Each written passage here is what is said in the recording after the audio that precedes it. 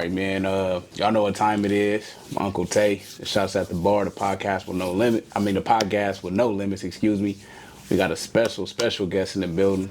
SHAREECE Wright, man. How you doing? Man, doing good, brother. I appreciate you, bro. I appreciate you stopping by. Yeah, no problem. I ain't gonna lie to you. So, preparing for this interview, bro, I was writing I'm writing the questions, and I'm like, I really feel like you deserve flowers. You feel me? So it's gonna be a couple moments when I go through here. You feel me? I don't care what y'all think. If I fan out a little bit, I don't give a fuck what it is. You feel me? I'm rocking with bro today. That's just it is what it is. You appreciate you, dog. Appreciate you. But so who is SHAREECE Wright to the people who don't know? Oh man, I'm a father. Mm-hmm. I mean, I'm a son. I'm a brother. I'm a uncle. You know what I mean? I'm a man. Right. You know, and that's who I am. Right. Okay. Let's talk about your upbringing. You from Colton, right? No, I'm actually from San Bernardino. Oh, okay. I was born in San Bernardino. I was born at Community Hospital in San Bernardino. Grew up on the west side of San Bernardino. Okay. My family lived in the projects, all on the west side. Mm-hmm. I moved to Colton like in the 3rd grade, I want to say. Right. We moved out of our house and moved to the projects in South Colton when I was like in the 3rd grade. That's how I got to Colton. Right. But I was always in San Bernardino. Like my first year playing football was with the San Bernardino Bears. You know what I mean? Before I went to Colton. So I'm originally from San Bernardino, but I grew up in Colton for the most part. Okay. Yeah. All right. So you lived in the project. So the upbringing wasn't sweet. No, it wasn't. Okay. But it was beautiful. More than anything. You know what I mean? The struggle. It made me who I am today. Honestly. So I wouldn't trade it for the world. But it's just like most people who grew up in the projects. Like my mom was such a loving mom. So it was like so much love in that turmoil. Right. It was, you know what I mean? It was beautiful at the end of the day, but it was a struggle, so. A beautiful struggle. A beautiful struggle is what they call it. Beautiful struggle. So you had 2 parents? You had both parents? Single parent, man, for the most part. My mom raised me. My dad was around. He was in and out. Lost in the streets from, the drugs in the 80s. Right. And took a lot of black men out of the house. You know what I mean? Back then, I didn't understand that as a kid, but just not knowing my dad would come and go and be in jail, and you always hear about him, but like all the good things he do on the streets, but it wasn't like, dang, I don't really know that man. You know what I mean? Right. But he was always knew who he was. His sisters did a good job, always making sure they brought us around and all those good things. So, but majority my mom raised the 6 of us, bro. So. Okay. Yeah. All right. So. Let's talk about fatherhood, because you did mention that in the beginning in your introduction. So, fatherhood in itself. Well, how many kids do you got? I got 2. I got 2 boys, man. Mm-hmm. I got a 10-year-old and a 2-year-old. Okay. Yeah. Do you feel like from 10 to 2? Like, do you feel like you're a different father from when you first had the one 10 years ago to having one at 2? Yeah. What would you say the difference is? I mean, you have the experience. It's like when you first. And I did a good job for somebody like me. I had my first child at 25. I remember always being like, people, as you got kids? Like, no, I ain't got no kids yet. It was like, it was like a big deal when you like that old, which was crazy at 25, because you see people having kids at such in high school, and you know what I mean. To be 25 with no kids was like a big deal for so long. And I had it was crazy. That's crazy. It was like I got no kids. Like, oh, you doing good there? You ain't. But it was, it was one of those things. So. Having a son, you don't really know what to expect. You don't know your first one. Mm-hmm. You know what I'm saying? Or a daughter, whoever. You don't have no idea if you're ready or not. How could you be ready? You really can't, because it's just an experience, and everybody's experience is different. Right. You feel me? So you can't compare nobody what they did. You can ask them questions, but it's at the end of the day, your experience and your child and your situation gonna be what it is, and it's gonna be your own experience that nobody else can understand. You know what I'm saying? So you have a kid, and I had 8 years before I had my second one. Right. But it was like I learned so much in those 8 years, and and like I said, every kid is different. My kids are totally 2 different kids. Okay. What's the difference? So. One was just more calm and cool, more like me. He looked just like my oldest. He looked just like me. I was going to say, I hope you got the calm first. Yeah, he calm. He was always calm. He was always cool. He was very alert and aware. just how my younger one is, but my younger one is just, he just a little more mean, and you know, he just a little crybaby everyone. He's just a baby, you feel me? Right. And he act like a baby. He act grown when he want to, but the moment it's time to be a baby, he gonna be a baby. Take that quick. opportunity, right? My oldest one didn't want to be a baby, bro. I swear he grew up so fast, man. It was crazy. It was just, when he was young, he just looked older. He never, and then he only had bigger cousins, so he was running around with the big boys, so he just grew up so fast. My little one, you know, he's just a little baby, bro. So it's just, it's crazy, but it's a great experience, man. Okay. You want some more? You want any more? What? Kids. Oh, man. I don't need to. You know what I'm saying? Like, I don't feel like I need to have more kids. Like, I love my kids to death, man. And, you know, I mean, to have a daughter would be nice eventually, but like, I got to be married, and you know what I mean. My situation got to be different. I feel like a daughter is kind of needed, bro. Out them boys, man, they ain't gonna. I don't know. They slow you down, but they don't. They ain't gonna do you right later. No, they not. Your daughter gonna make sure you straight later. They not gonna. But my 10-year-old, when he was about 6 or 7, I can't lay with him no more. I'm like, dang, bro, like, you know what I'm saying? But it's so you're right. That boy, they gonna get on and do their own thing, and they gonna be. You know, they're going to be their own man eventually. But daughters, I feel like you just, you know, it's a different relationship. But, yeah, for sure. Yeah, it would be nice, but we'll see. It's not one of those things where, like, I want to have more kids. It's like, I feel if that. I find somebody and they want kids, and, you know. I feel that. Yeah. Definitely respect that. Let's talk about, so look, this is one of those moments, right? I was talking about earlier, right? So you was a guest of honor, and you threw the first pitch for the San Diego Padres, right? Yeah. Bro, that's crazy. Yeah, like, not a lot of people can say they did that. You know what I'm saying? That's crazy. That's crazy. Yeah, man, it happened so long ago that, you know, a lot of people don't even know, you know what I mean, about that, because this social media and all that wasn't big back then. Like, all we had was, like, Facebook type, you know what I mean? Like, this Instagram wasn't like that back then, so, like, things didn't spread and move like it do now with social media and everybody seeing everything and things going viral quicker. So it's kind of like, you know, it was so long ago that, you know, people probably forgot if they did know. But it is a blessing. I got the jersey and everything to throw the first pitch at a professional baseball game.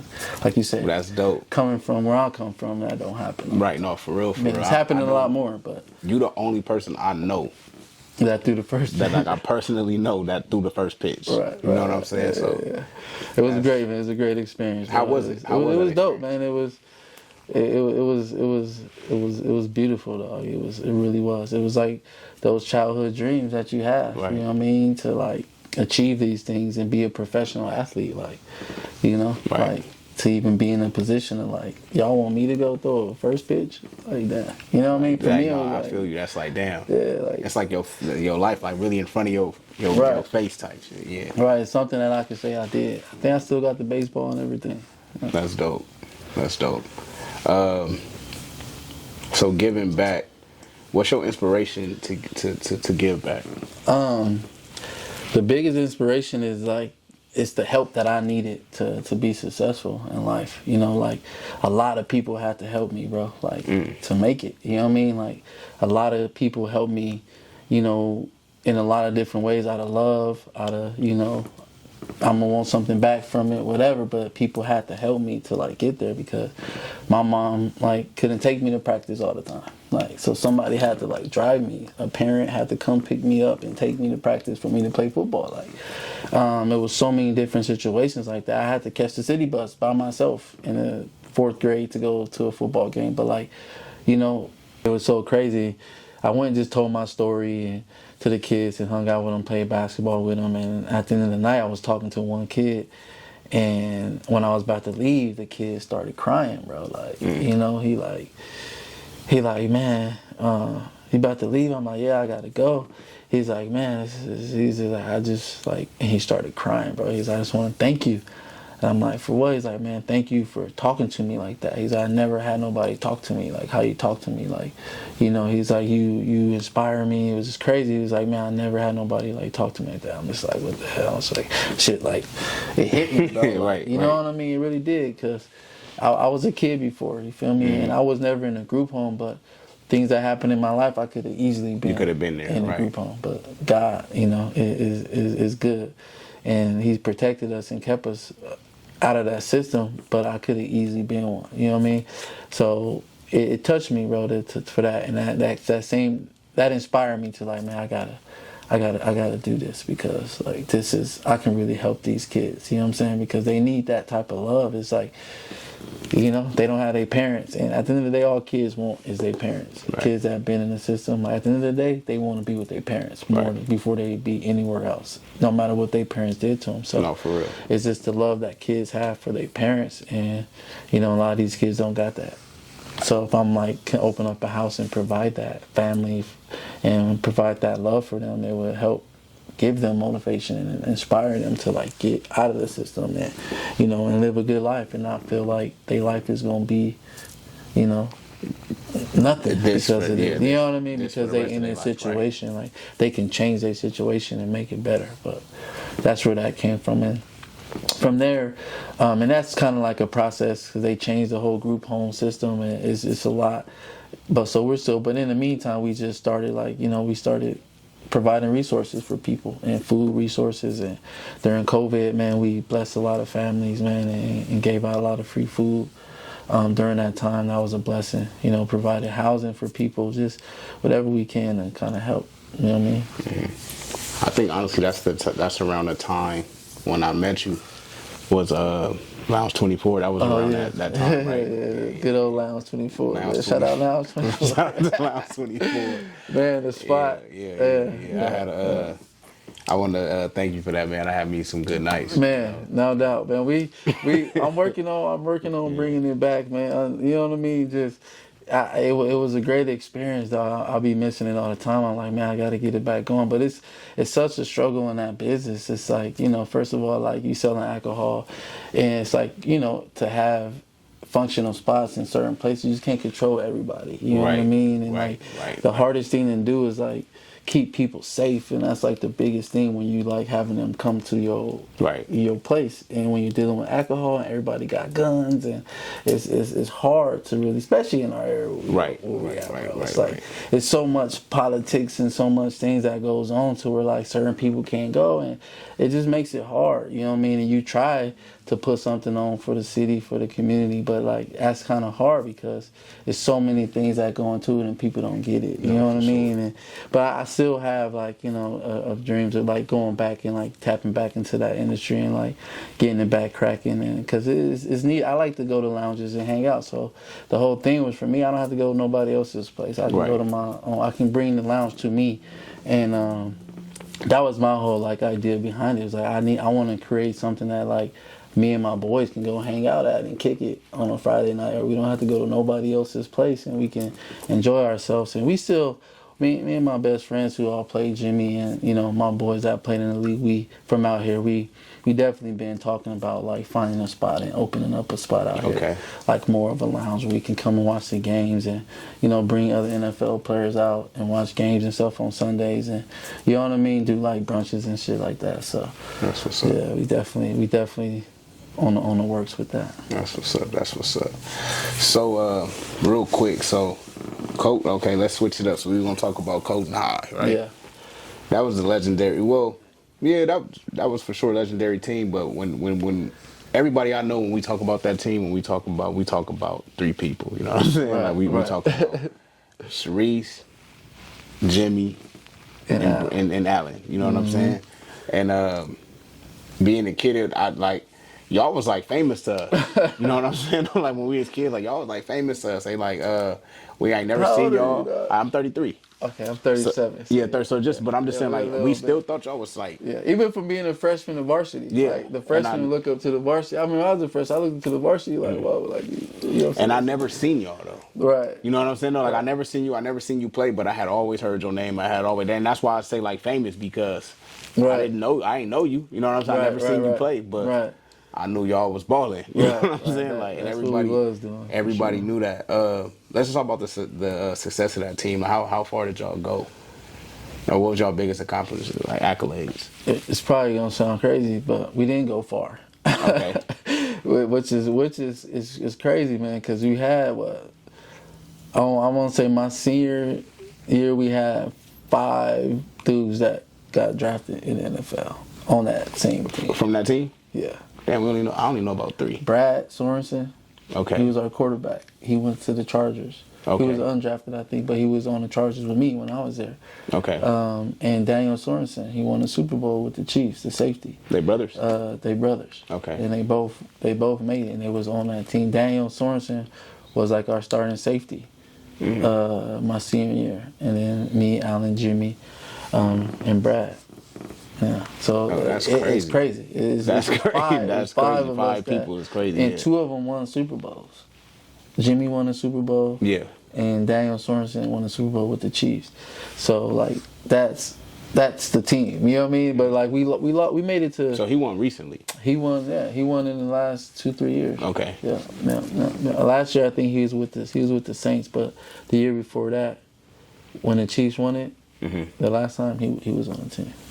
Oh, that's dope. Yeah, and people don't really know that, but he was a starter and he made plays out there. So he wasn't on the P squad. He was really out there playing. Okay. You know what I mean? Like he was out there making plays. I think he picked off Patrick Mahomes, I think, and everything. Yeah, Daniel Sorensen, bro. Yeah. Damn. Hey, from Cole Mahomes is crazy. Not crazy. I mean, not Mahomes. He was not Mahomes. He on my home team. But it was not Tom Brady. It was one of the quarterbacks that he picked off. That was like was a big play for him, a big accomplishment. He wasn't picking off Mahomes clearly, but you picked off Eli Manning. We gonna get there. I did. That's crazy. That's crazy. Man, it's So I know it's a touchy subject, right? Tiffany Strauss.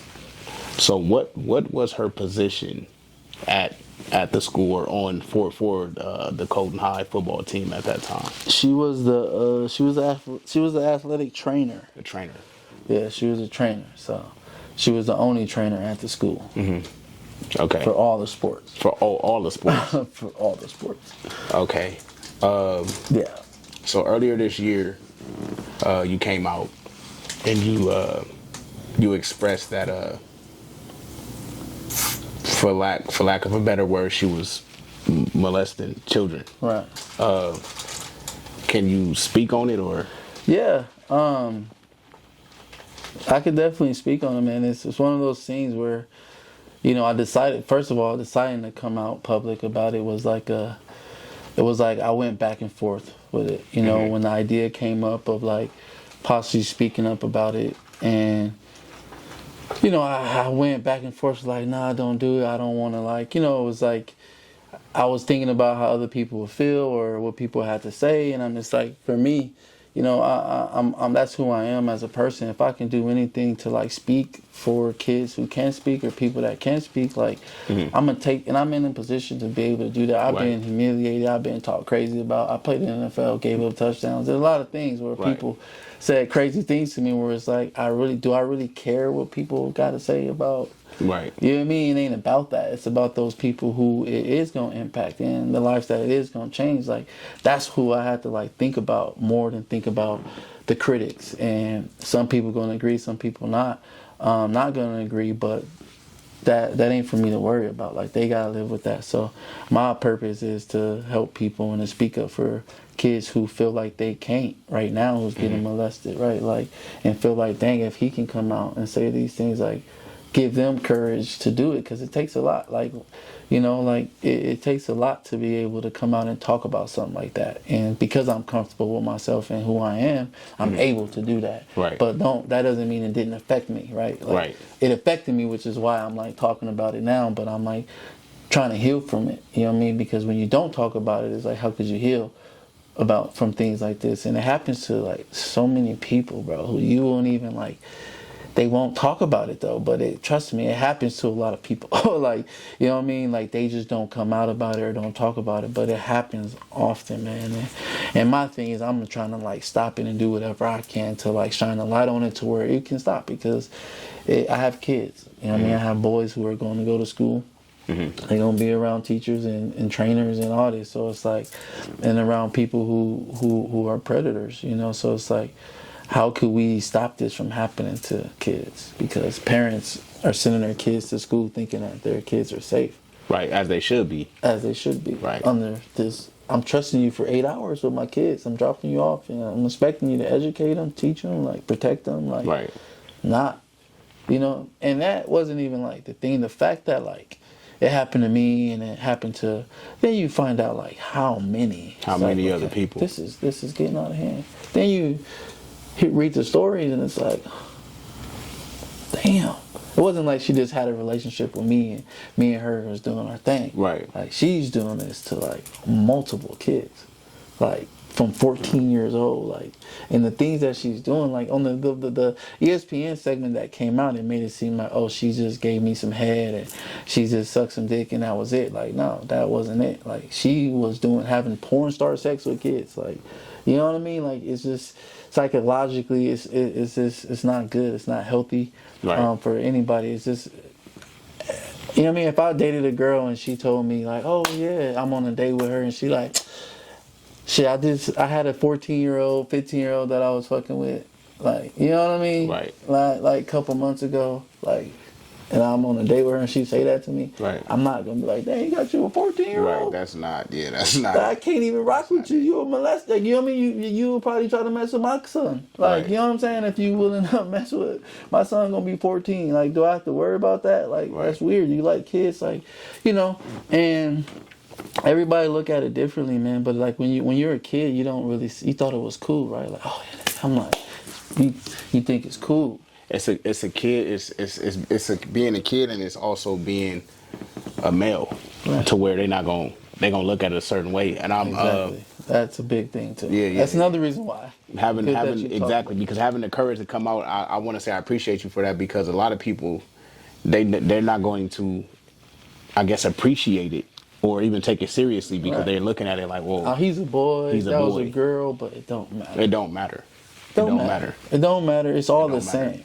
But dude, I had people.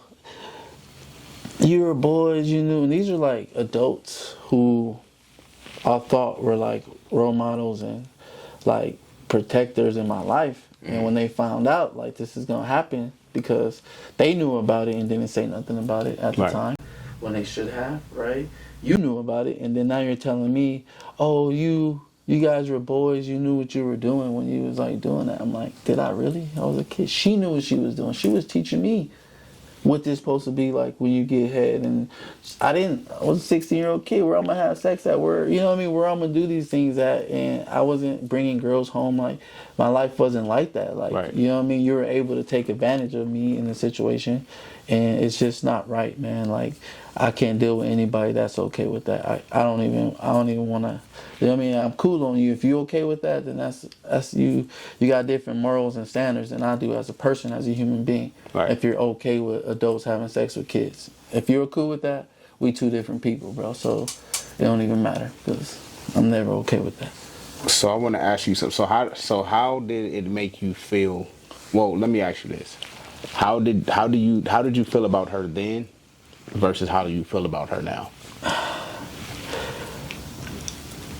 How I felt about her then when it was happening? Mm-hmm. I felt totally different about it, because I was seeing her like from a kid's perspective. Exactly. Okay. You feel me? Like, that's how I viewed her, as from a kid. Like, Mm-hmm. so I don't know too much of nothing. I'm still young, still learning.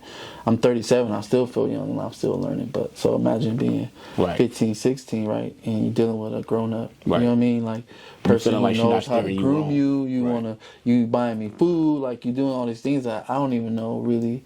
You know what I mean? Right. What you're really doing. You know what I mean? I didn't know this is what grooming looks like. Like, Right. her buying me food and like Sherry giving me nicknames, and the why it's happening, I don't even know. And then it hits you. It's like, oh shoot.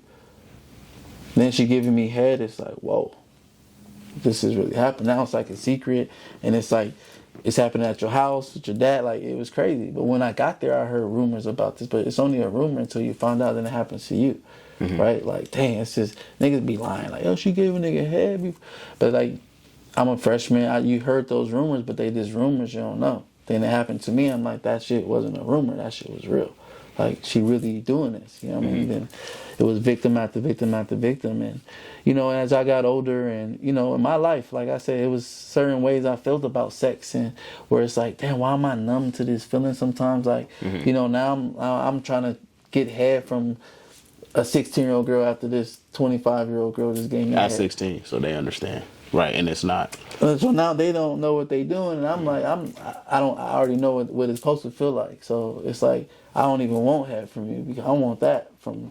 Oh, You get what I'm saying? Like I can't even go have a regular relationship with no girl who don't know what she doing no more. right. Because At I'm your already age, at your age, where you supposed to be, what you I'm feel like they supposed to don't be. know. Right. Right. If we both versions at 16. We Right. don't know nothing more. If you never smoke weed, you never know how you felt when you smoke weed, so you can never miss it because you never experienced it. But once you experience it, you know what it feel like. You know, like, can't tell me shit. Like, I know what that high, you know what I mean? Like, if you never smoke weed, it's easy not to never smoke weed. But if you smoked it before and it made you feel good, it's going to be harder to stop because you know what it feel like. You know what I mean? If you never busted that first nut, you will never know what a nut feel like. So you wouldn't, like, miss it. You feel me? And that's his life and anything. So that was the experience with that. And I didn't been messed around and been with and dated women who've been molested. Almost like every girl that, you know what I mean? Like it happens to so many people, whether it's in their household, by their stepdaddy or their real daddy, or you know what I mean, their uncle. It happens a lot and no one talks about it. And then I'll talk about it, bring it up, and it helps them feel comfortable To talk about it. Because like, dang, it happened to you. Like, dang. You probably bring that up, and you probably find out so many different things about people. Or people, Quick. when you came out with that, did people just start hitting you up? Yeah, and I got a lot of different messages. It's so crazy because I was like, man, I'm gonna get off social media, but it's good. Like I'm at the point in my life, bro. I really don't care, so I can read it all. And there's certain people, like I said, they talk crazy. Like a lot of niggas have a lot of negatives, but this world is ruled by negativity, bro. Like, Right. You feel me? That's just the way this world works. So. But it was more of the positive messages of like people who are in their 40s and their 30s, like, you know what I mean? Like reaching out like, bro, this is big time. Like, you know what I mean? Like this did a lot for me. Those are the messages that I care about. Like, because that's what my purpose is. Of course there's going to be those people like, nigga, you a snitch or you lame or you niggas saying all type of shit. Like, you know what I mean? But like you complaining about getting ahead, it's like, bro, you missing the whole picture. Your mindset too small for me. That's garbage ass messages, right? But like, That's snitching. They protecting predators. but like you're protecting the the predator, bro. Right, if you say yeah. anything to me, like you're siding with the predator, you're a weirdo. That's what I'm saying. So it don't even matter, bro. And I like respond to a few people and make them feel real stupid about themselves and just ask them questions to make them think about it. But it's like, bro, you sound dumb. And my message is talking to me about that. Like, you know what I'm saying? Like, this is just what it is. And, you know. Anybody switch up on you that, like, anybody had a negative mindset about it that you didn't expect? If they do, I probably don't know. You don't know about it. Okay. You know what I'm saying? I probably, Okay. Well, that's good. I probably don't know. And it's supporters. probably a lot of people that look at me different. But like I said, if I care, nigga, I probably would have gave up on life if I cared about what people had to say about me, dog. So, and if you don't agree with it or you got something to say about it, negative, or you against it, then you siding with the other side. It's just you weird for that, for me. So, I don't want nothing to do with you anyway. Okay. Yeah. I know you ain't drinking. Hold on, let me take a shot. Yeah, take a shot. It's crazy. Yeah, it's crazy. All right, let's talk about your collegiate career. All right, so you went to USC. What went into you choosing SC? Man, I remember being a kid, and my auntie, she lived in the projects on the west side, and they had like the little sports authority, little center, and they had took us to a UCLA USC game back in the day, like a long time ago.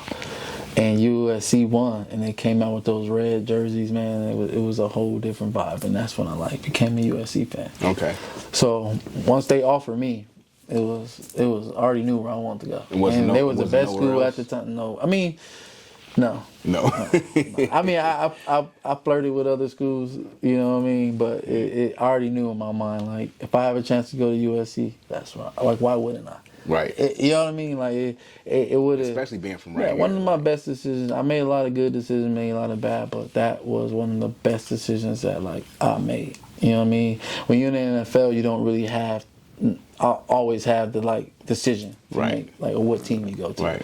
But college is your opportunity. You could choose, and I could have went to almost every college, but at the time SC was SC, and I'ma always live off that forever. You know what I'm saying?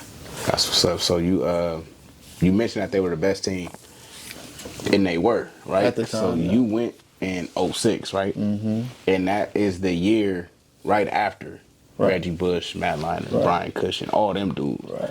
So was y'all feeling the pressure to be as good? Because that team was Reggie Bush is probably the greatest running back, college running back. He got to be top 3 or something, right? Yeah. Did y'all feel pressure to live up to that when y'all came in '06? Because most of those players were. I think Cushing was there. You played with Cushing, right? Yeah, I played with Cushing, yeah, definitely. Well, the pressure, it's there, but it's it's next man up. You know what I mean? And that was what it was, and as football players, I don't feel like we took it as pressure. People try to probably put that pressure, but so many guys had so many egos where it was nigga, Right. I am who I'm, Joe McKnight. You know what I mean? Right. They trying to make their own name for themselves, and we all are at that time. It's you're happy for those guys and all, but it's and we was still winning. We had Coach Carroll, and Right. I feel like that momentum carried over to us, and we rode that wave for a few years, and once Rose Bowls, I won 3 straight Rose Bowls, you know what I mean, my first 3 years, Okay. you know what I mean, at USC. And it wasn't national championships, but, we played in big games, every year that I was there almost. So it was our whole defense went first round, you know what I mean, that I played Right. on. Brian Cushing, Ray, the whole Taylor Mays, that whole starting defense, was dang near first round draft pick, second round draft pick. So it was a great time. So 2010, you became a captain. Yeah. On the team. So let's talk about what was the difference from your freshman year to figuring it out to now it's your 4th year in and you the captain of the team. What was the difference? What was the difference in the roles that you played? The biggest difference was when you first come in, you're a follower. Okay. You're not a leader, so and every good leader was a good follower. You know what I'm saying? That's how you become a good leader. Understood. Right? If you don't know how to follow, how could you be a good leader? You know what I'm saying? So that was the first position, was for me to look up to Terrell Thomas, who's from Rancho Cucamonga, who was a starting corner. Follow him, look at him, watch how he prepared. You know what I mean? So you understand that's what position. You ain't here to, because there's people here that's already leaders in your position. We training you to be in a position one day, and based off how you follow and how you. So your job is to understand. Yeah, your job is to understand your position at that time. And when you do that, you can be successful. It's the guys that don't understand their role. When they come in, they think they all world because they was all world in high school, but it's okay, everybody on the same playing field. Everybody is the best here in that position. You know what I mean? Nobody is, so you have to, and it's transition, bro. It's roles. And some players gonna come in as freshmen and take a different playing role and play more and do all those things, but that's not your role. So just what's your position in this, and follow that, and apply buy into it. And when you come around and it's your turn, just be a better leader. You know what I mean? So, and for me, that just was a transition. So when it came time for me to be I'm a senior, I got a freshman, Nikhil Roby, coming in here, a baller. You know what I mean? Who's a freshman, and he's looking for me to show him the ropes. You know what I mean? And not to hate on him or no. They brought him in, and I remember Monty Kiffin, man. He in the league. He in the league now, right? He's not anymore, but he played in the Super Bowl with the Rams. He was the one who had that penalty, that controversial penalty. That's but and Monty Kiffin, rest in peace. He just passed away, but I had an opportunity, to get coached by him. One of the best defensive minds in the game, which was a blessing. Me just being at SC's house, it just all was a blessing, and to be able to hear about Monty Kiffin and the Tampa 2 defense, and he the one, you know what I mean? And now he coaching me, and now he got a freshman coming in, and we can't go to the bowl game. You know what I mean? I'm a leader on the team. A lot of guys transferred out that year because of the Reggie Bush stuff. Right. So a lot of people left. But, you know, Coach Carroll, you know, was like, you know, told me to stay and, like, told me, like, come be a leader on this team. Don't be a captain, like, you know, and have a great career, have a good season, and see what happens, you know. And he the one told me, like, to stay at USC. And before he left and went to Seattle, Coach Carroll did. But, you know, and that time came for me to be a leader, and Nikhil was like one of those guys that, like, I took him under my wings, and he became a great player in the league, you know what I'm saying? Right. Because he was that kid, though. He came in like, look, we're about to go train, we're about to go train. You working out? I'm working out. Like, what, you know what I mean? What we doing? He was like that. He started as a freshman, played 4 years and got drafted, had a great career in Buffalo. You know, went to the Super Bowl, but, you know, that was a difference. You know, I had to take somebody under my wing and show him the ropes so he can, you know, teach him how to be a leader. But I had to be a great leader to, like, Right. you know, to do that. But I had to be a great follower first. You Right. know? So yeah, you had to learn. Yeah. Would you say you had to learn to lead? You have to learn to lead. You had to learn to lead. Yeah, and you do that by watching the leaders, you know, like, and learning from them and listening to their messages and, you know what I mean, watching them and how they did things, you know. And I'm real observant, so I remember coaches always say, like, watch that guy. I remember when I got to San Diego, North Turner drafted me. I remember showing up to work one day and I'm like, still had like my street clothes on, like from home. And I was like about to go to a meeting and he was like, he put me in the hallway. He was like, man, I love you like you my son, man. He was like, he said, if I had an extra room on my house, it would be for you. He's like, but like, I want you to watch these older guys, okay? He was like, look at these older guys, Quinn Jammer. He was like, Antoine Cason, Vincent Jackson. You know what I mean? Like, the receiver. He was like, look at these guys, man. Watch how they come to work and like just, you know, he was like just. And it brought me back to like, okay, because when you go from college to being in the league, it's a whole different ball game. You know what I mean? Like, and you got money, and it's like it's more like a job. It's a total difference. Sometimes you forget. You know what I mean? Like what got you there. You know what I'm saying? And that was like a reminder. Like it went from school to a job. To a job. Yeah. Well, ain't no school, ain't no nothing. You hear from 9, then from 8 in the morning, 6 in the morning to 7 and that was your first time really like having a job, and then you off work, and then you go home. It's like, damn, what did I do? College, and we in the dorms, there's parties everywhere. It's always, you know what I mean? Right. But like, you go to the league, everybody got kids they go home to, ain't no kicking it with the homie you at home. But damn, I'm at Best Buy every day, just buying everything. I don't know what to do with your time, but no kids, you know what I'm saying? But yeah, I remember. So it's like he was like, and that kind of like reminded me, okay, you're right. Like, let me get on my shit, and you know, and then you learn how to be a pro. Because in college, you don't know how to be a pro. And it's no one's pros there. You know what I mean? I had to learn how to be a college player. Then you get to the league, it's like, now you got to learn how to be a pro. How to take care of your body. How to, like, you know, like how to show up to work early and put your uniform, put your work clothes on, like your uniform, and then, you know, like start your day. Like, I had to learn how to be a pro. So we got to the pro level, but let's just take it back a little bit.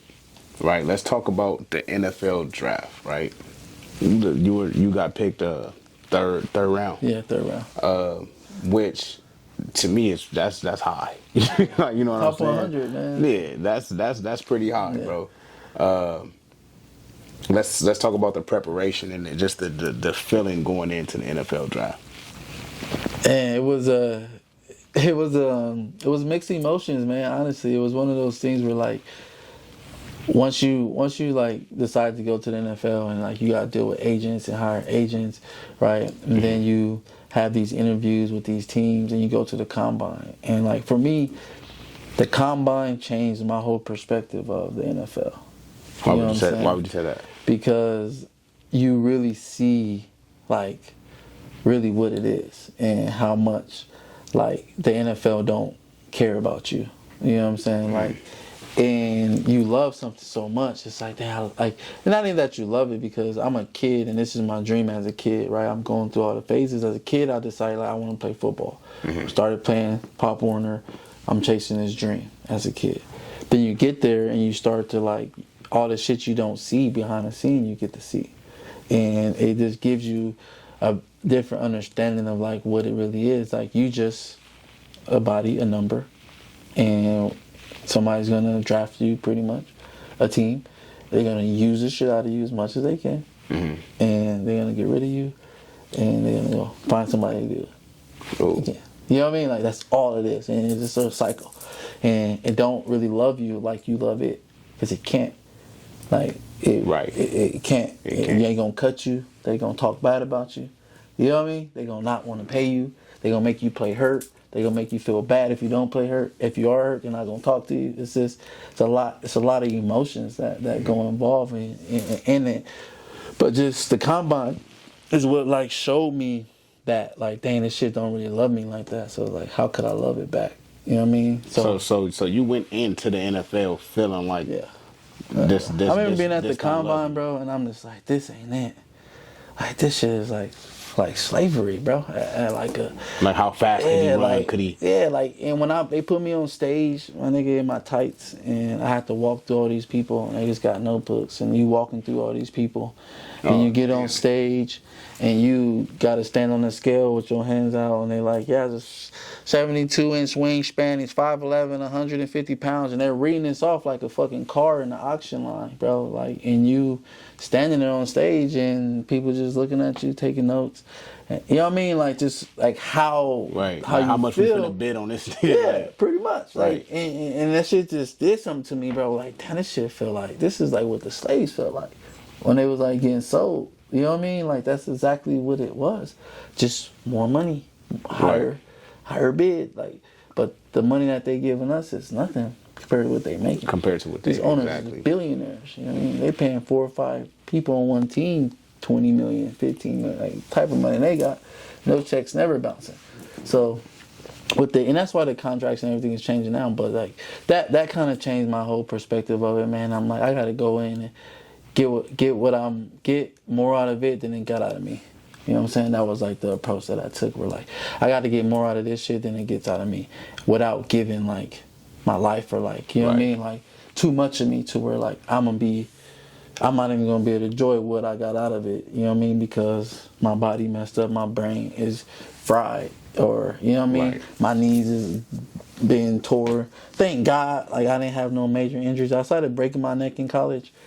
I didn't have no surgeries or nothing in the league, you know what I mean? Which was a blessing. You said outside of breaking my neck, like that's just some regular shit. Nah, it wasn't, but you know, that shit ain't no everyday shit. Yeah, but I did break my neck. Broke my neck yesterday. And so that was like one of my biggest injuries in football. So and so, you know, it's just one of those things where my approach just changed. Where like, you know, I'm gonna just get everything I can up out of it and get up out of it healthy, and my mind, and you know what I mean, my mental right, and you know. That's great. So look, you ain't got to touch on this if you don't want to, but I do want to ask you, because you said people playing hurt. So as far as like the training staff and stuff like that go, like do they really do they urge somebody to say like they ready? And what do you get? What's the benefit of urging somebody to say that they're ready if they're not gonna be able to perform? Or do they feel like, well, this player he's so good that him playing hurt is better than what we got behind him? Yeah, it's one of those things where I talked about earlier, like they gonna get everything about you. Like, so they paying you, they want you to be out there hurt or not. Yeah, and they gonna run you to the dirt, bro, till they can't use you no more. That's just what it is. So if you taking care of your body and you know what I mean, you're not out there, and you just like they put that pressure on you, bro, to like get healthy and get back out there. If you healthy enough to go, they want you to go. They ain't gonna be like, nah, just sit this one out. You know what I mean? Like, no. Like, can you go? Right. What? We gonna try you out before the game. We gonna get you here at 5 a.m. Before the game, want you to like, ain't no like they gonna put that pressure. No, they gonna put a whole lot of pressure. Yeah. They cutting you a check every week. So, you know, like I said, they want to run you to the dirt, get you out of there, run you to the dirt, get you out of there. That's what it's a repeating cycle. That shit is crazy. It's so, great. How do you feel? Look, this is a whole different sport. So you got somebody like Kawhi who get load management. Could you hoop? Could you I play mean, if I would have got a little bit taller, possibly, you know what I Possibly, mean? yeah. Like, if I was 6'2", 6'3", I possibly could have, I think I was athletic enough if I would have trained. Because Yeah. in basketball is a technical thing. Like, Right. if you train enough, you Yeah. can get good. You can learn how to dribble. You can learn how to shoot if you practice it enough. And, Yeah. you know what I mean? You shoot the ball 2,000 times a day, like, you're going to get better at your shot. We see players do it all the time, right? Right. He can't shoot. All of a sudden he can shoot because he put the time into it, learned some techniques. So I feel like physically, yeah, if I would have got tall enough, I could have trained and learned how to play basketball. But like football is just a whole nother like sport. So like gladiator, like man, like tough guy sport. So like, you know what I'm saying? It's just basketball is more, it's less contact. It's not about like who's tough and who's big and who's strong. You know what I mean? It's not like a gladiator. It's a finesse thing and like, so it's two different worlds. And they got a whole lot of different, benefits that in the NBA. Right. NFL don't got. You know what I'm saying? NFL has the worst. Like, baseball they take care of those players. You know what I mean? Like basketball they take care of the players. Football is the only. And they starting to now. You're starting to see like the contracts is getting crazy because they was forced to. Right. Because they was making all this money, not spending it on the players. It was the issue. So now they like being forced to give this money to the players. Some of them contracts is wild. Wow. Compared to when I was coming out. Right. Wasn't no guaranteed contracts, 200 million, 400 million, what? 50 million, 60 million, like that was crazy. Like, would you let your sons play football?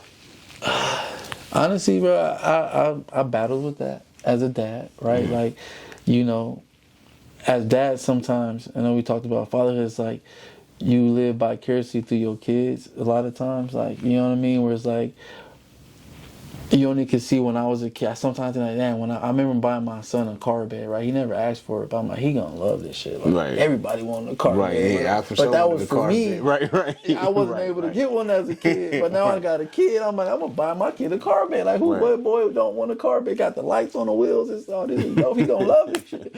You know what I mean? Then you buy it for him, but he like, oh my God. Like, he didn't even know he loved it, but he loved it. And it's like, I always said, like, I didn't want my son to play, but I'm also not going to, like, stop him from, like, living his dream, if that's his dream.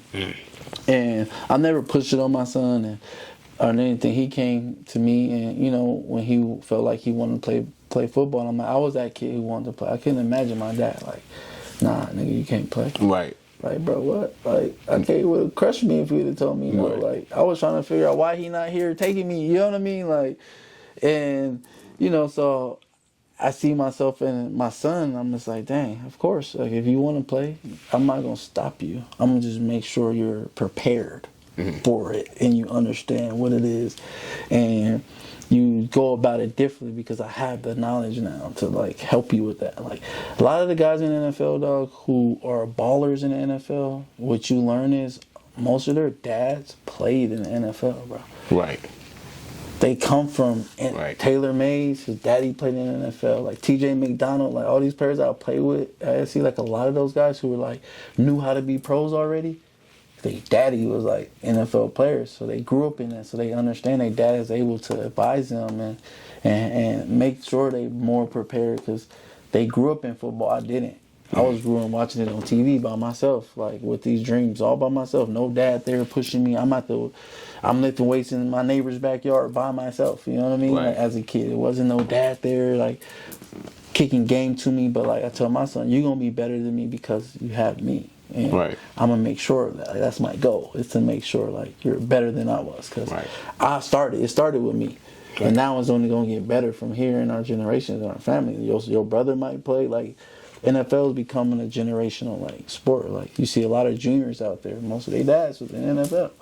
And that's what the basketball is. A lot of dads is just gonna be that eventually. You know what I'm saying? Because the kids just got better advice and better, understanding when they like grow up in it. That's dope. That's dope. So, all right. So now we after the draft, right? So now you get drafted.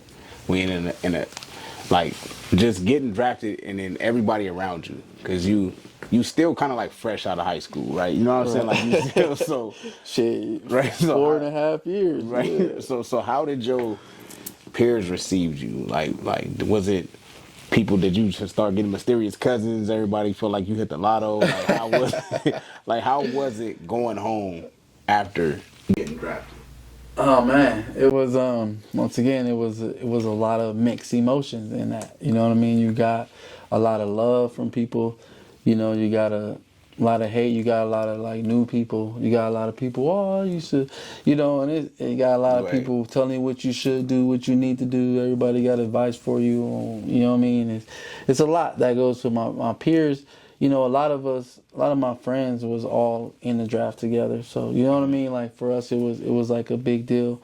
And then, you know, it mainly just like family, like you said, family members, not necessarily coming up out of nowhere, but it's like now you're aware of me. You're able to like tell me you're my cousin. Like although like you've always been, Right. but like you never made an effort to reach out to like now. Right. You know what I mean? But Right.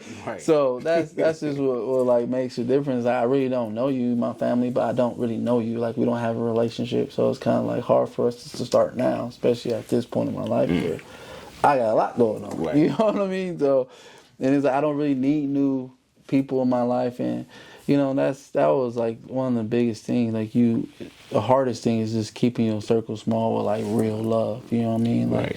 you think everybody got your best interest because they're your cousin, your first cousin, you grew up with them, but a lot of them niggas hate you because you're in the position, family or not.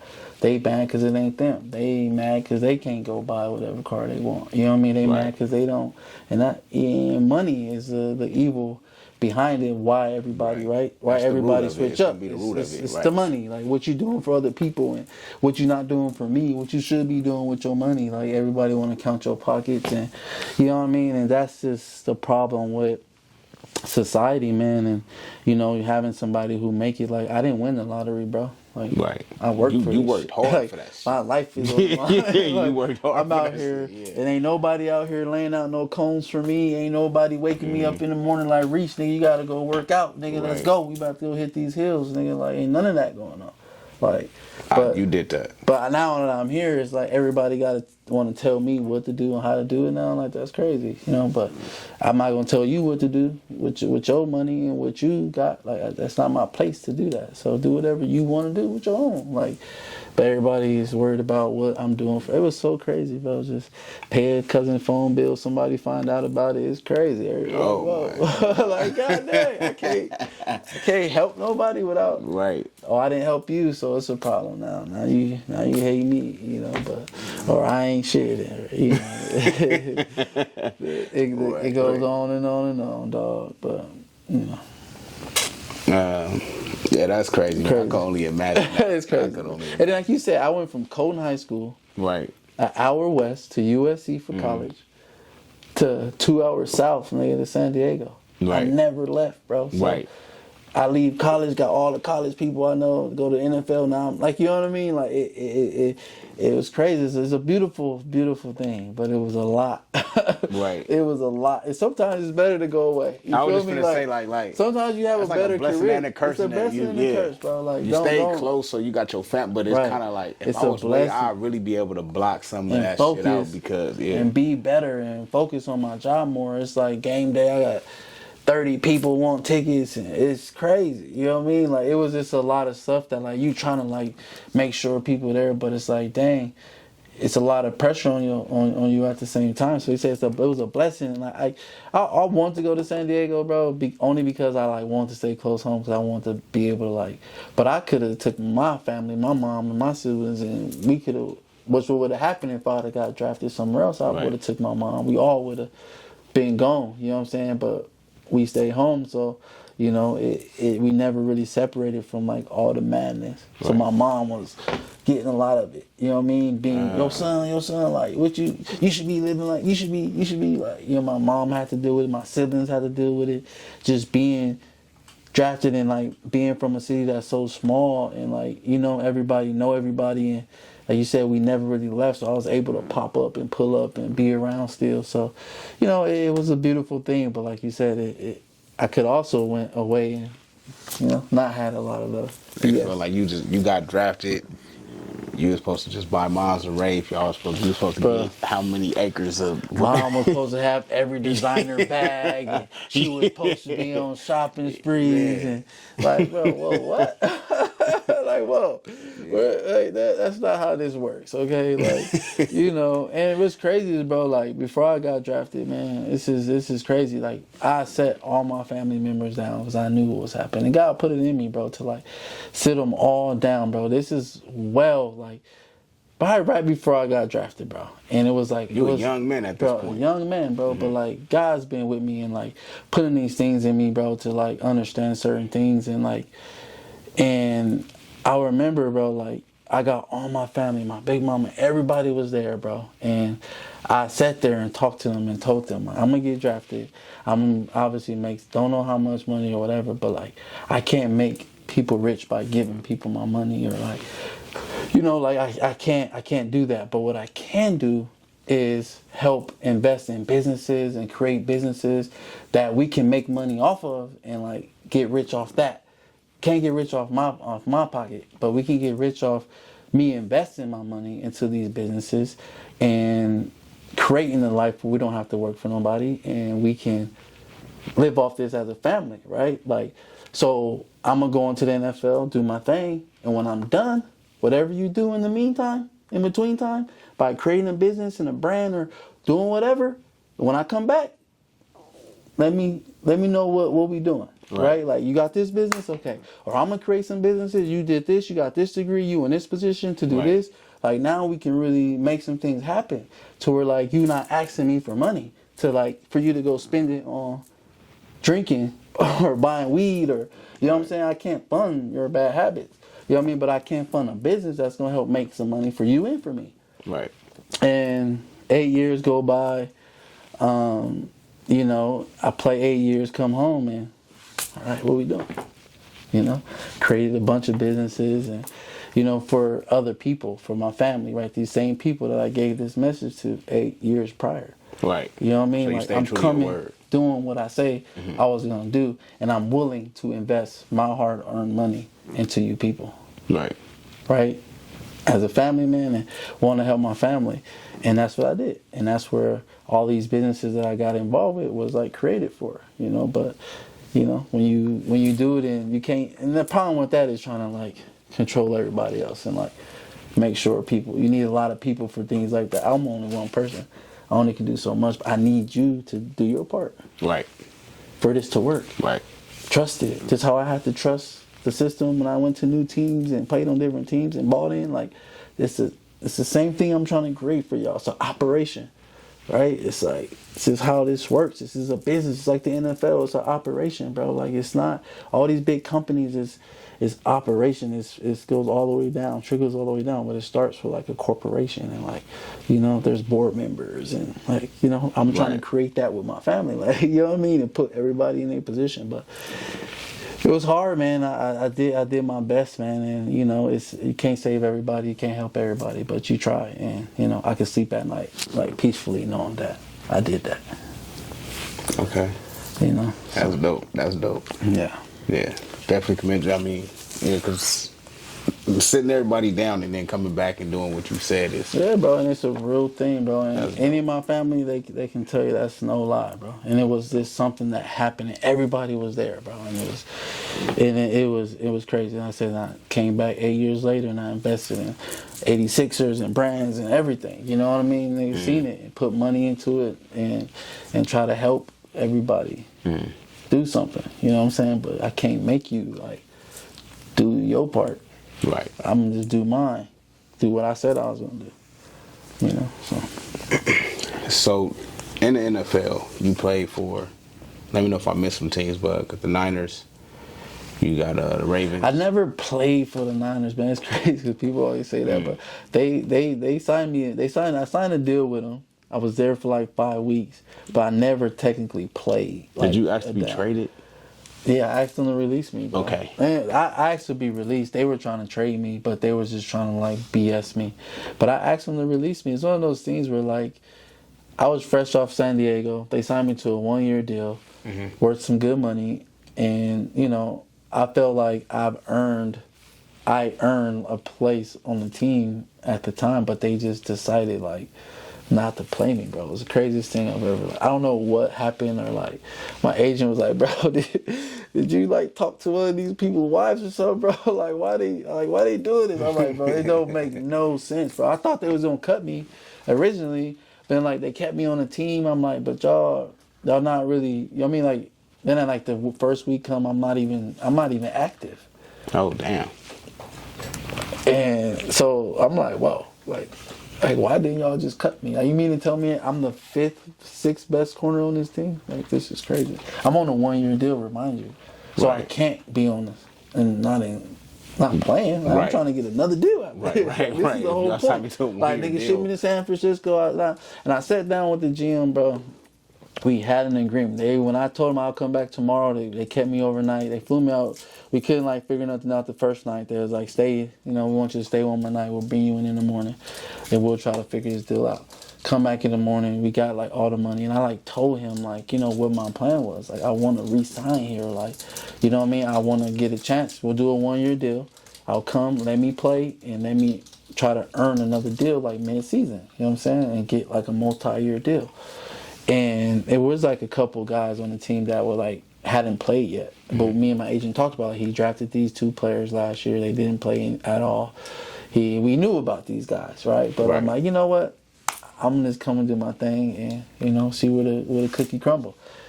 And when I tell you I was so locked in when I went to the 49ers, man, it was so. And this is how the NFL like just like could like damper people's careers. Like it quick, bro. It could do it to you because it's so overwhelming. I'm going there like I'm gonna go ball, and like I went out there, bro. I was committed, showed up every day. I was working so hard. I had niggas on the team like feeling some type of way about how hard I was working, bro, during this time. I'm like, nigga, I'm like to go to the San Francisco 49ers from San Diego and like get a long-term deal, retire, nigga, never leave California. Like, bro, that's the plan. Let's get to it. I'm gonna go hard. I'm about to go hard. And I was like, literally had my best camp, bro. I'm like, granted, like we had Kaepernick and he wasn't the best. I went from Phillip Rivers to Kaepernick, so it was kind of like 2 different worlds. Right? I'm out there picking Kaepernick all day, but I'm making plays. And I'm not starting. You know what I mean? It was crazy. I remember when the coach announced the starting lineup and I wasn't in it, and it was just, whoa, what the hell going on? Like the whole room was like. Who started over you? I think his name was like Acker. His name was like it was Acker. He was either one of the young dudes that they had drafted the year before, but they was hurt. It was 2 of them, and it was one of them. Them 2 pretty much started over me. He was a starter. Him and Barack, and then it was him. But yeah, man, they started him over me, and it was a fight after that. And I just had to politically play my cards right to get up out of there. But it took me 5 weeks for them to like, all right, we're going to release you. But I was up there every week like, y'all got to release me. Like, why y'all holding me hostage? And everybody, oh, just stay there. If I listen to everybody else, right? Oh, just wait your time. Just wait it out. Like, you getting paid. Like, if I would have listened to those people, my career would have been over. Right, because you don't have tape. But I'm like, nigga, how am I going to get another deal, nigga, in street clothes? It don't work that way. Okay, like either they gonna try to keep me for next year or get me for a cheaper deal, cause you know what I mean. Like, so no, I gotta get up out of this situation. You know what I mean? I gotta get out of this situation. So it was a battle, bro. I had to go up there every day and like knock at the GM door, like, bro, what's going on? I'm still here. Oh, we're gonna try to figure something else out. I'm like, y'all didn't hold y'all in on a bargain. Then the craziest thing is, bro, he wanted me to give money back to him after he reneged on his deal. And if he released me, I would have got like termination pay. So that's what it was like. We're gonna trade you, but we only want like player for player. So every player that other team sent, they're like, nah, we don't like them. Right? Like they didn't want to do no other type of trade because they keep control that way. So we only want player for player. So like they have to like the player for them to trade for the player. Right. So they kept saying, oh, we don't like that player. We don't like that player or whatever. So, finally, week 5 come. And I'm like showing up to work every day, working hard, bro. And they like, they like, bruh, like they thought I was gonna give them a hard time, but I didn't, bro. I showed up every day early, and I was going against they ones, right? I'm pretty much on practice squad, so I'm going against they offense, right? They starting offense. I'm out here like taking it out on them, like clamping niggas up, picking off Kaepernick. Like I'm out here working hard, so they couldn't talk bad about me or nothing. And then finally, you know, he was like, I remember they came in, they was like, we're going to do something with you today. I think we're going to like, it was like a day we was supposed to travel.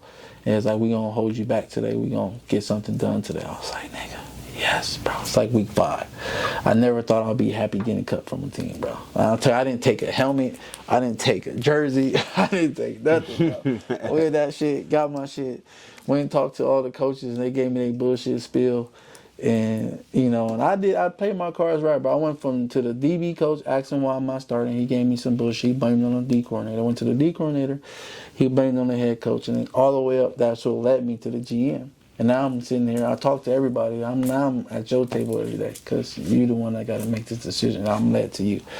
So I was in his office every day, bro, like trying to figure it out. Cause I'm like, I gotta get some film. I gotta play so I can get another deal. Like I deserve it. I can go and play on any other team in this league right now. I was at that point in my career. So as soon as they released me, bro, the coach flew me out. They sent the private jet the next day.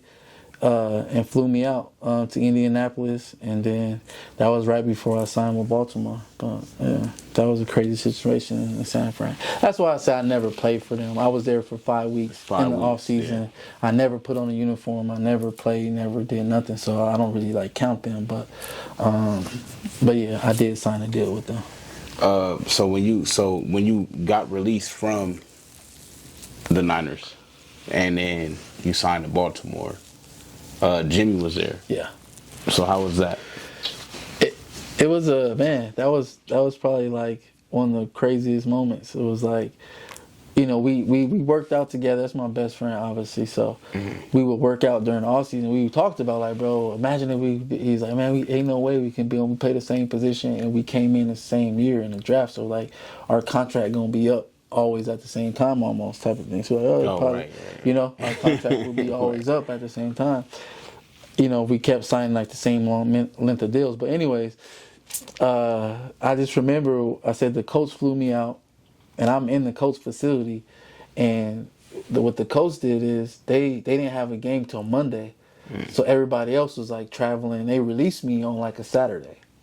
Okay. So it didn't really hit the wave, and people didn't really know until, and the Colts was the first team that can like do something because they didn't have a game. They didn't have a game on Sunday. So everybody else is getting ready for their game on Sunday, so they sent the private jet, flew me out like on Sunday night. So I was in their office on Monday, right? And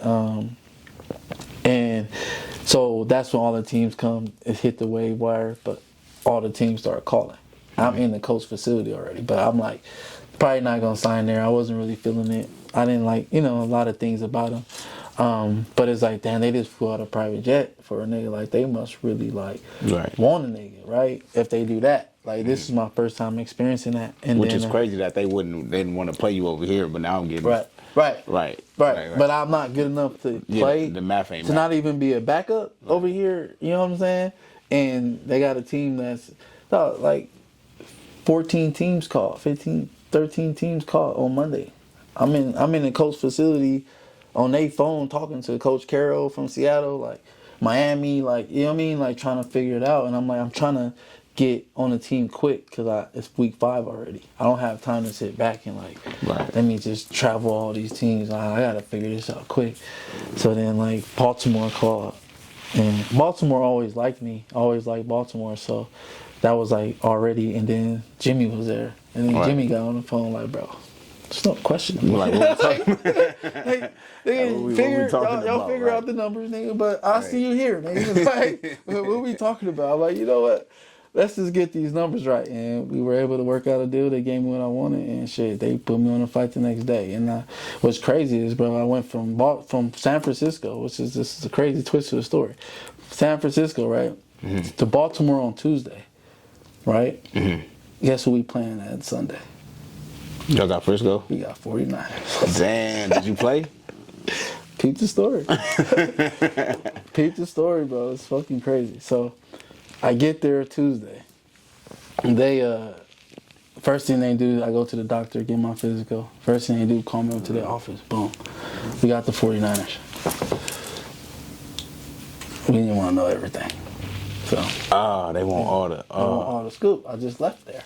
About to play. I'm like, oh. So, talk about the team, whatever. Mind you, when you flying on the East Coast, you got to come like early to the West Coast. So we leave like Friday to come to San Francisco. So I'm only in Baltimore like 2-3 days. Okay. I don't know how I didn't even practice with the team.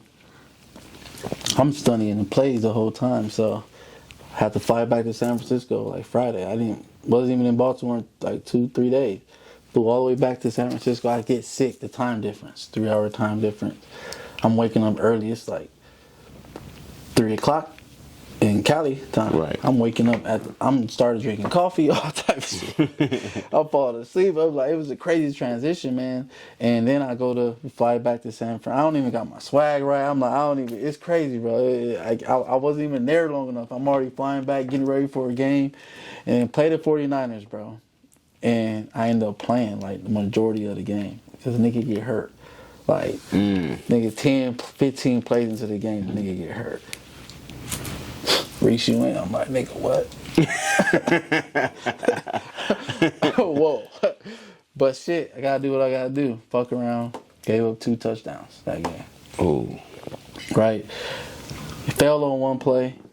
It was like a scramble, nigga. Kaepernick scrambled out, fell, touchdown. Another one was like, we ain't cover 0, but I don't really understand the defense like that, right? Like, mind you, I just got there, so they call cover 0. Cover 0 to me is, nigga, the quarterback don't got time if I'm in cover 0. From my understanding of football, and most defenses, if they call cover 0, no safety help, we're bringing pressure. So right. He won't have time to sit back there. So flat foot, you taking a real chance. We doing this like at the 40, 50-yard line. And I don't really understand that this was like a different type of 0 where they didn't bring pressure. So the quarterback might have time. So Torrey, who I've been clamping all summer, right, from Baltimore, right, receiver, I'm on him. He runs a double move. Oh, double move, a deep one. 15, oh yeah, this ball's coming out. They ain't got time for this. I'm in cover 0. I'm looking for the ball. Get to him, look for the ball. You tried to jump it? I didn't even try to jump it. I just ran the route thinking it's about to come. We're in cover 0. We don't have time to be back there doing this. Right. I'm thinking it's pressure coming. He going to get a sack. This ball, it's a deep route. It wasn't like a 5-yard hitch. It's 15, but they got the back in the backfield blocking, max protection. We're not even blitzing. So he got time. Right. And, so you turned up field, nigga. I'm chasing cheeks, touchdown. Boom. My 2 worst plays. Other than that, I played well though. I didn't have no enemies, no mistakes. Like, I remember all the plays, and remind you, I only had 3-4 days to study this shit, and it was a totally different defense than where I came from. So like, that was like the positive on it. You know what I mean? I remember being on the plane, and I'm like feeling fucked up about this. We lost. I'm like, that was my next question. I'm like, nigga, this is crazy. I'm stressed out. Like, these niggas might cut me. That's how I felt, right? I'm like on the plane. I'm like, fuck. Take a nap. I wake up. I go talk to my DB coach. He like talk about the plays. Like, man, don't worry about that. Whatever. Like that, we should never even call that play. Like, that was just a bad call. I'm walking through the thing.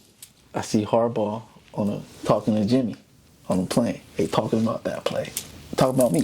Mm-hmm. When I walk up on the airplane, it's like dark. They don't know. And I'm like behind them, like walking, on the airplane, and they like talking about the play and Harbaugh, like, man, like he did really well, but like these 2 plays, and so like, I chime in like, yeah, coach, that shit was terrible. I'm like, but like, one, I didn't understand the defense. I just told him like, my perspective. I'm like, that's not really, like me. Then the next week we have like practice, and I tell my Harbaugh like, I want to talk to the team. He's like, what? Talk to the team? I'm like, yeah, I want to like come up in the meeting and let me like talk to the team. You know what I'm saying? He's like, all right. So I didn't tell like Jimmy or nobody I was gonna do this. And then like he gave me my time. I went up and I just apologized. Like, nigga, that shit was, that's on me. Like, I gave up 2 tubs. I'm like, nigga, like, y'all never see that like type of player again for me. And I was like, man, I respect y'all. Like, you know, and just gave my little spiel to the team and like let them know who I was. I'm like, I didn't really get to meet everybody, bro. Like I wasn't like, it was just so quick. I got there, nigga. We flying back, got a game.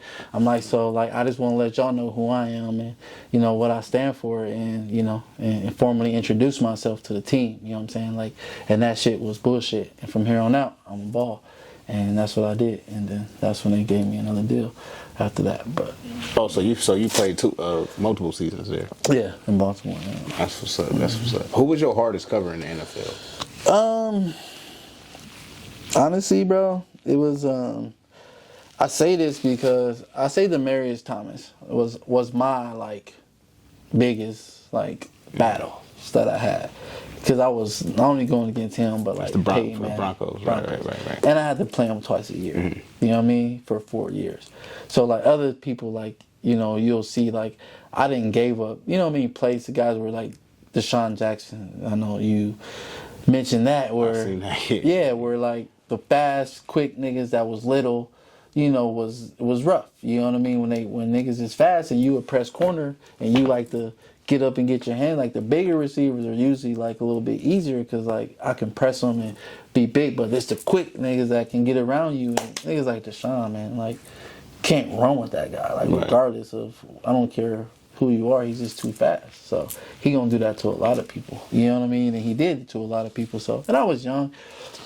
It was like one of my worst games. Gave up 200 yards, but it was like, when you see it happen to niggas who are was that whole that was your whole 200? No, it wasn't. Did he have? It he wasn't, had but 200. he had 200 on us. You know what I mean? But a lot of the times, I was guarding him when I wasn't like man on him like everywhere, but he probably had like 100 and something on me. You know what I'm saying? I know he hit me for like 70 on a D ball or something like that. And I had like a pass interference or something on him, but he was. But Demaryius Thomas was mine. The Broncos alone, Peyton, and then like I said, he had Peyton Manning. It's like I went against AJ Green, but he had Andy Dalton, so it's like he a good receiver, but he didn't have a good quarterback. I picked off Dalton too, yeah.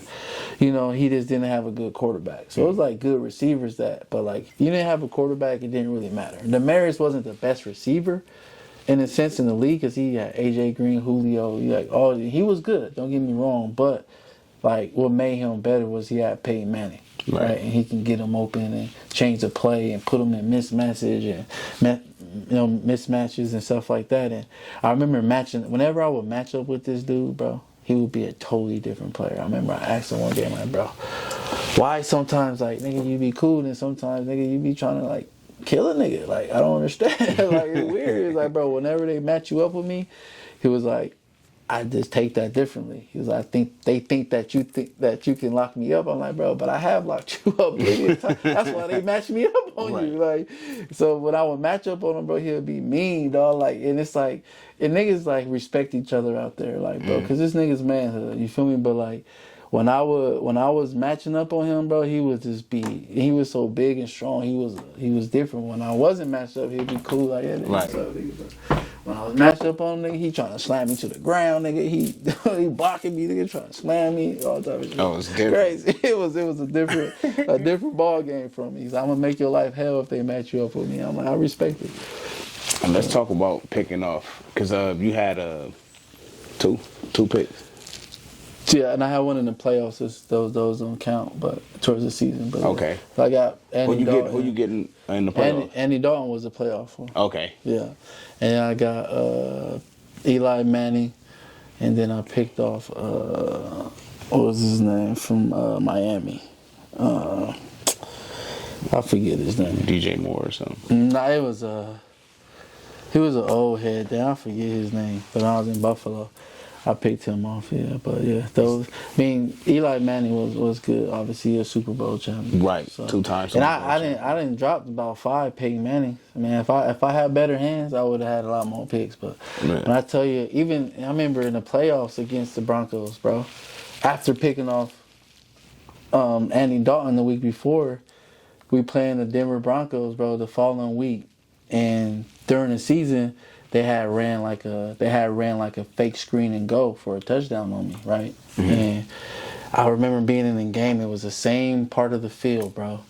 Same formation. I'm like, they about to run this. about to run that same play. And it was crazy. I'm like, they about to run that screen and go. Because they remember, I'm knowing like they gonna try me again on that same play, bro. Same formation. I'm like, screen and go. Sure enough, bro, screen and go. Read it and all and dropped the pick, bro. Crazy shit. This my like crazy, bro. Like literally read the play perfect, layup, screen and go. And it's like when you have those moments where like it just clicked to me like, nigga, this is the same play, same formation. They about to try me because that's what it is, bro. You get beat on the play, you gotta watch out for that play for the rest of your career, bro, because they gonna try to get you on that same shit. Oh, he like to bite on shit. That's how they gonna get you. And I triggered, bro, and I played it and I dropped it, bro. And I always say if I would have picked that, we would have won, bro. Like we would have won that game. I really feel that way. And a lot of things happen in the midst of that game, but it's like the first drive of the game. If I pick that, get a little yards, get some momentum going, bro, it's a whole different ball game at that point. But then I drop it and we stop them, but they won at the end of the day. And that was like that was the second round of the playoffs. And yeah, that would have been. I would have really got paid that year if I would have did what I was supposed to do. That was like my biggest thing, catching the fucking ball in the league. But I made some great plays, but also dropped a lot of money out there, a lot. But I played 8 years. It was something I was doing right. But, Right. You know what I'm saying? But still, 8 years. That's a long. It's eternity, shit. That's a long NFL career, cause. Yeah, it is. Shit, people be in and out that. And you see it a lot. And like you said, I played on a lot of different teams, and and for me it was like, it was more than I can imagine, bro. Like my whole experience with the NFL, and it was more than I can imagine. I prayed for like 4 years, nigga. Like if that's God give me that, I'll be happy. You know what I mean with that. And He gave me 8. He doubled that for me. So and it was like, and I got to go to different cities, got to go to different teams, got to see the difference. And I played on every AFC division, AFC West, North, South, East. You know what I mean? I played in every division in the AFC, and for me, it was like a great experience. Like I played in almost every stadium besides Green Bay. I never played in Foxborough, but not Foxborough, but in Green Bay, I never played there. But all the other stadiums, bro, I played in. You know what I mean? And I got to play against every team pretty much. Got to go to different teams and just see the difference in like franchises. Like I didn't know the difference. So I left San Diego and went to the 49ers. It was like, oh shit. This is two different organizations, two different things, two different companies, two different, like the way they run shit over here. Our cafeteria over here ain't the same cafeteria. Right. They cook a steak over here. It's crazy. They cook like over there. We eat out of tents, and you know what I mean. It was just a whole different ballgame. Then you go to Baltimore, and it's like, God damn, this motherfucker. They don't play over here. Like, and then you go to Buffalo, and it's like, nigga, these fans, nigga, like this team, like. It's Buffalo. Like, it's crazy, bro. Then you go to Houston, then you're like, damn, okay, this is a young franchise. They knew, you could tell. They never won a Super Bowl. Like, it's a new franchise, and you could feel it, bro. You could tell the difference when you go from, like, one organization to the next. It's like... Well, so what was your best experience? Which team? It's a hard question, but I always go... Outside of, like, playing with Jimmy, my best friend... Obviously, being both corners, both starting corners on the same team, kind of like playing with your brother in a sense. Mm-hmm. Outside of that, bro, the Chargers, bro, because like I said, they drafted me. They the team that believed in me. I came in with like all the other rookies that got drafted, and we, you know what I mean. I was learning how to be a pro. I learned a lot. It was a great time. So that probably was like my best experience, my best team. I built a lot of relationships with guys there.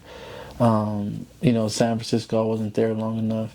Baltimore, I was there longer, 2 years. And then Buffalo, everything was like 1 year and done. 49ers, and even Houston was cool. I got to play with Jonathan Joseph, like a player I looked up to. You know what I mean? Like Kareem Jackson, to be able to play with, with the D tackle, what's his, I don't know why I'm forgetting his name. This dude's one of the best. The white boy, the D lineman, Watt. There we go. I don't know why I forget his name, but like, you know what I mean? Mm-hmm. Play with him. I play with You know, all those guys over there. So it was a great experience. Then you go to Buffalo and you're the first team to go to the playoffs in like 16 years. You know what I'm saying? And Okay. like be part of that. You know what I So mean? you That was did like special. you know seen what I some mean? success Yeah, in the NFL. yeah, For sure. definitely. Yeah. You know, I never won a Super Bowl, but like when the Ravens went, I was there for it, so I got to like experience it a little bit. You know what I mean? When Jimmy was there and going to all the shit with them, but you know, it was definitely like, you know, great accomplishments throughout, bro. Like honestly, like I wouldn't trade it for the world. You know what I mean? Like I wouldn't. Only thing I wish sometimes is like if my son was like older while I was playing. Right. You know what I mean? So he remember, could know like, that you really like really right. remember. You know what I mean? Like that was like if I would have had my kids earlier, I would have. You know, but that's the only difference. But it was a great experience, man. Great journey. So let's talk about what's next for SHAREECE Wright.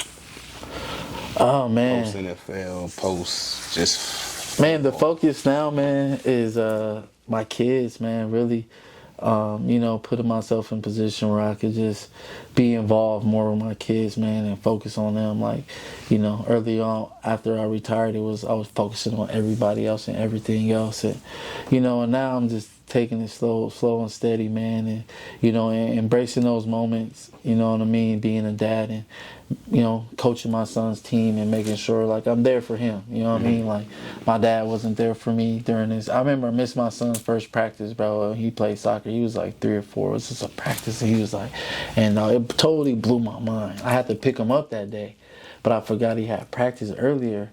And I got to him, bro. He was like upset about this, bro. Like that I didn't go to his practice, right? And I'm like, it's serious to him. Like this means something. Like me being there for him, it means something to him. You know what I'm saying? And from there on, it's like, bro, I gotta be here for my little guy. You know what I mean? Like my daddy was never there, but I became numb to that shit after a while, right? It's like I'm on a city bus by myself as a kid. And my mom get off on this, tell the bus lady, like when you get to, I'm catching buses to downtown San Bernardino by myself, bro. Like was the type of person that I was, though. And I'm 7, 8 years old.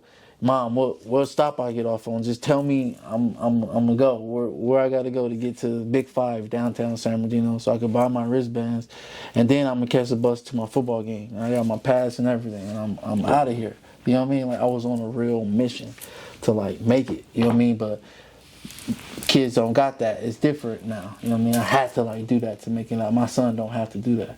So the motivation is just different. So it's like, you know, I got to make sure he understand. Like, just because I did it don't mean you going to do it automatically. Like, you still got to. Like, daddy worked fucking hard. You got to work, right. Got to work hard. Like, daddy worked hard. Like, you don't even know, like, what daddy had to endure from, like, a little kid all the way up, you know, to make it. But you might think it's easier, should be.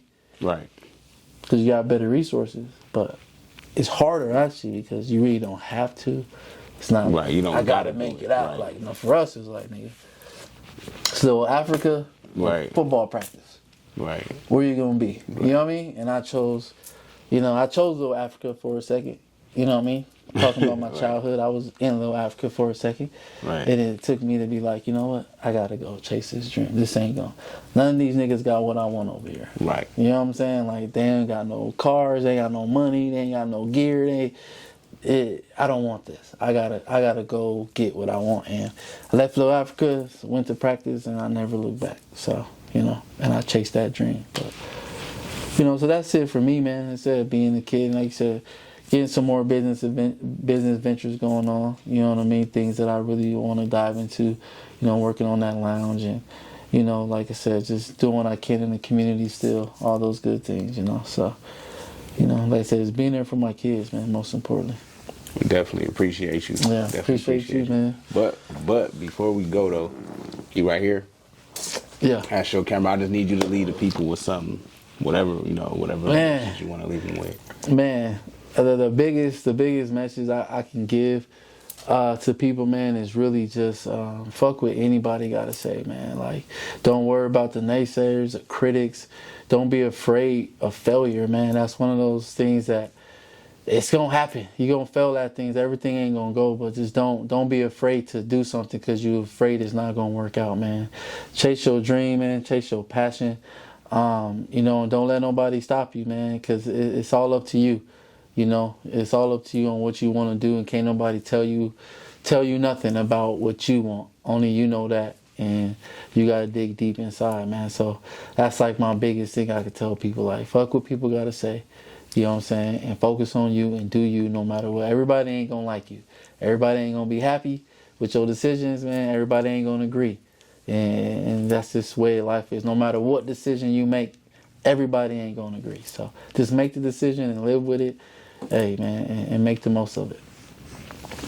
Yes, sir. Yeah. Yes, sir. Hey, I definitely appreciate you stopping by, Yeah, bro. man, no doubt, bro. Hey, it's Shotz at the Bar. We had SHAREECE Wright in the building. Yes, yes, sir. It was a good old time. Good old time. Appreciate you, bro. Yeah, yes, sir. no doubt. Shotz at the Bar. Yes, sir.